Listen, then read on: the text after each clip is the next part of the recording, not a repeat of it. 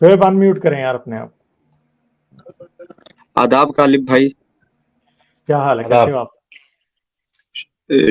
ठीक ठाक, आप सुनाएं से तबीयत खैरियत?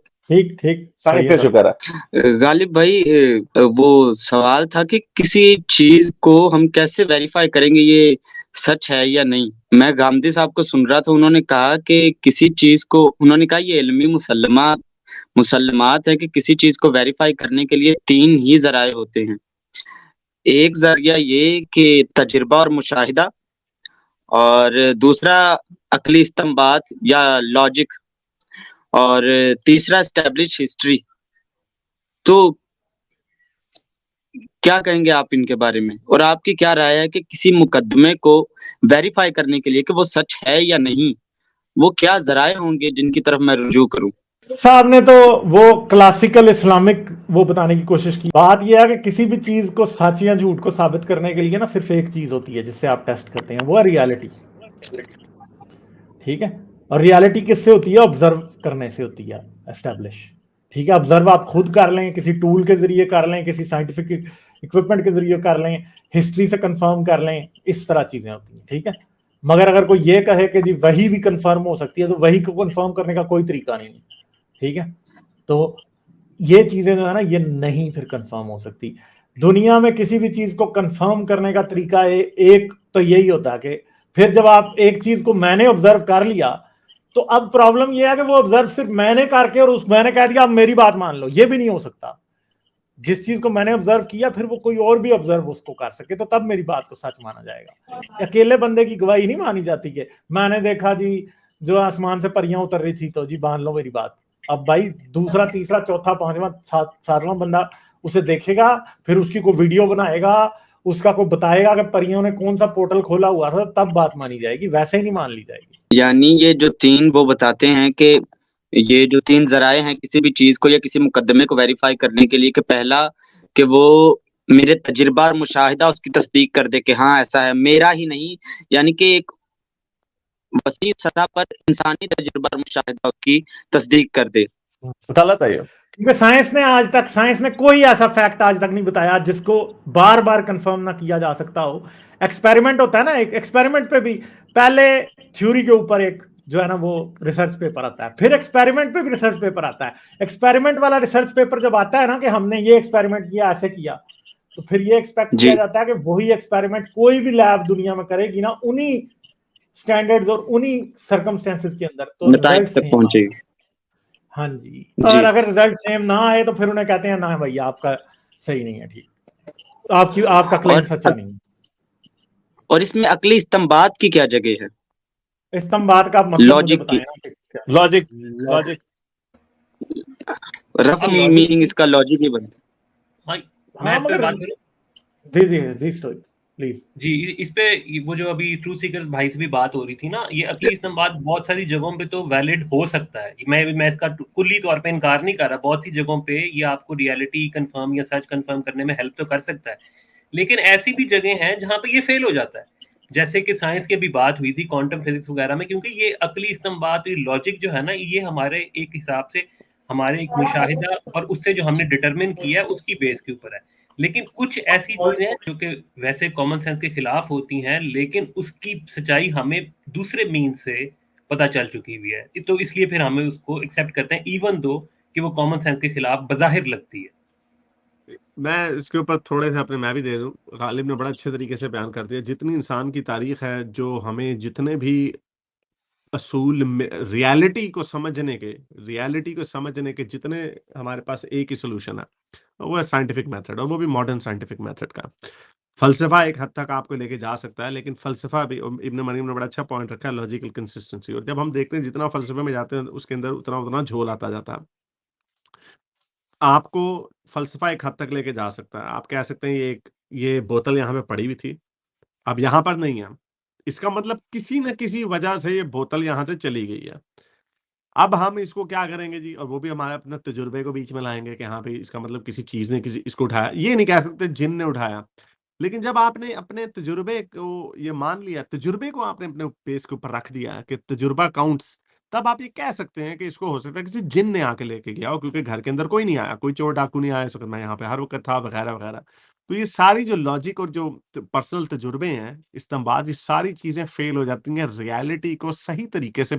आप ये कह सकते हैं, गांधी साहब ने अगर ये कहा ना कि उसको समझने के लिए, fair enough, you can say कि हाँ इन 3 चीजों से हम समझ सकते हैं, लेकिन जो सबसे टॉप शेल्फ पे जो रखा जाएगा, जो सारी चीजों को आउट रूल करेगा, वो है साइंटिफिक मेथड। वही बाकी चीजें, अगर एक मैंने अपनी कॉमन सेंस से, और आजकल के पुराने लोगों की कॉमन सेंस जो थी वो और थी, आजकल के लोगों की कॉमन सेंस और है। कॉमन सेंस के हिसाब से उसने ये कहा कि हाँ भाई इस बोतल को एक जिन उठा के ले गया, ठीक है, उस वक्त के लोग अगर कॉमन सेंस थे कि हाँ भाई जिन भूत होते हैं, तो यू वुड अप्लाई दैट। लेकिन अब अगर हमने साइंस के मेथड को हम अप्लाई करेंगे और हम कहेंगे कि हमने सारी चीजें देख ली, हमें जिन का कोई एविडेंस नहीं मिलता, जादू टूने का कोई एविडेंस नहीं मिलता, तो that's why we will put that on, उसका वो प्रेसिडेंस होगी सिर्फ साइंटिफिक मेथड की, और वही एक मेथड है। वरना अगर आपने इस पे छलांगे मारनी, देन यू कैन छलांगे आपको मिल जाएंगे जिनों पे और जादू टूनों पे मानने वाले। और वही बात जो गालिब ने भी शुरू में की कि फिर तो आप उसको कर सकते हैं साबित, कि वही को आप कौन से अकली इस्तेमाल से आप साबित करेंगे, या कौन सा वही को आप अपने पर्सनल एक्सपीरियंस से साबित करेंगे। पर्सनल एक्सपीरियंस से लोग एलियंस भी साबित करते हैं, पर्सनल एक्सपीरियंस से लोग कोई भी चीज साबित करते हैं। इसीलिए साइंस में इनकी कोई वैल्यू नहीं है। इसमें ये चीजें हैं कि कुछ चीजें मिस हो सकती हैं through scientific method, it's quite possible for our limitation, हमारी जो ऑब्जर्वेशन है वो लिमिटेड है, because it relies on 5 senses और एनहांसमेंट ऑफ दीज 5 सेंसेस। इन सेंसेस के जो टेलीस्कोप्स वगैरह हमारी सेंसेस को इनहेंस करती हैं, इसकी लिमिटेशन हो सकती है, और वो लिमिटेशन जो जो एक्सपैंड करती जाएगी या रिड्यूस होती जाएगी, सॉरी, तो हमारी ऑब्जर्वेशन भी बढ़ती जाएगी, और उसके हमारा जो स्कोप है रियलिटी को समझने का वो बढ़ता जाएगा। लेकिन ये जो दूसरी जो चीजें, they are secondary and tertiary, they will never take precedence, और वही को कभी भी उससे साबित नहीं किया जा सकता। जी सर।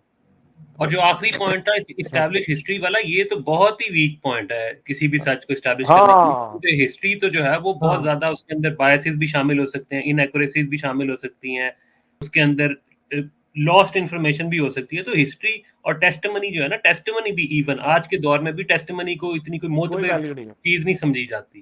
जी, कोई वैल्यू नहीं। बड़ा अच्छा होता है, हिस्ट्री को कोई नहीं मानता। तो किस तरह का हिस्टोरिकल एविडेंस जो होगा वो वो कसौटी बनेगा हमारे लिए?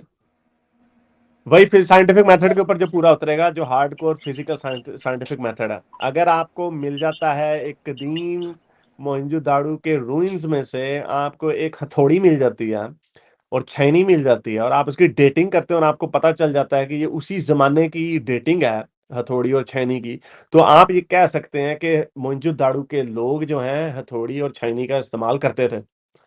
ये है साइंटिफिक मेथड, और ये बड़ा स्ट्रिक्ट मेथड है, ये गलत नहीं हो सकता, क्योंकि हम उसकी डेटिंग करेंगे, हमें पता चल जाएगा, हमें ये भी पता चल जाएगा बाद के लोगों ने वहां पे लाके नहीं रखी। जो साइंटिफिक ऑब्जर्वेशन जो होती है ना, रोमन साइंस के ऊपर बड़ा, रोमन तारीख के ऊपर बहुत लिखा गया, तो वो सारी आजकल के बहुत सारे जो उस वक्त के क्रॉनिकलर्स थे, जो रोमन क्रॉनिकलर्स थे, वो लोग, उनके लोगों ने अपने अपने बादशाहों के बारे में, एम्परर्स के बारे में बातें लिखी थी, जो कि अब हमें कुछ आर्कियोलॉजिकल एविडेंस हमें मिलता है, तो हम देखते हैं कि ये चीजें झूठ लिखी हुई थी। लेकिन हम भी उस हद तक नहीं पहुंच पाते, क्योंकि ऑब्वियसली बड़ी लिमिटेशन है, जैसे मैंने आपको बताया, हमारे सेंसेस को ऑब्जर्व करने की। एक छोटी सी एग्जांपल देता हूँ, कार्थेज जो था, हैनिबल जहां से आया था, उसके बारे में रोमन्स ने अपनी किताबों में लिखा, जब उन्होंने कार्थेज की उसको तहजीब को तबाह बर्बाद कर दिया, कि कार्थेज के लोग अपने बच्चों को कुर्बान किया करते थे, उनकी इंसानी सैक्रिफाइस किया करते थे। ये प्रोपेगेंडा उन्होंने खूब चलाया, और जाहिर बात है अपनी ओपिनियन भी करनी थी।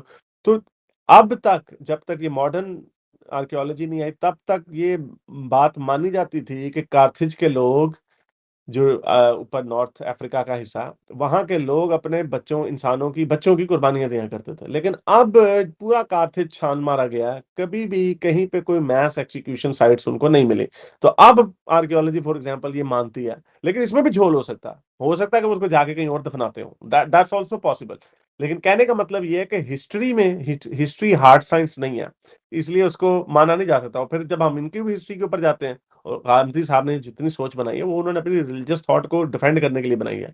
तो इसलिए जब हम यही लॉजिकें हिस्ट्री की इस्लाम की हिस्ट्री के ऊपर उठाते हैं तो ये तो बहुत धज्जियां उड़ जाती हैं, क्योंकि इसमें तो फिर गैरत और सैंक्टिटी और हुर्मत का मसला आ जाता है। तो यहाँ पर तो हिस्टोरियन जो है वो भी सही तरीके से तनकीद नहीं कर सकता, या उसको सही तरीके से छान नहीं सकता, जिस तरह हम रोमन हिस्ट्री को या कार्थेज की हिस्ट्री को छान सकते हैं। फिर उसमें तो फिर हमें कुछ मिल जाएगा, तो कुछ भी नहीं मिलेगा।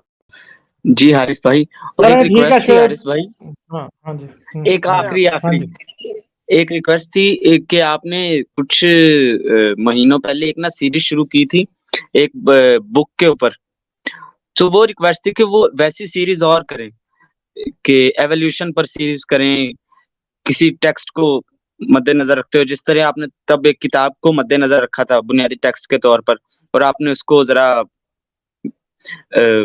तफसील बताई थी उसकी, उसको समझाने की कोशिश की थी। ऐसी सीरीज और करें। बहुत शुक्रिया।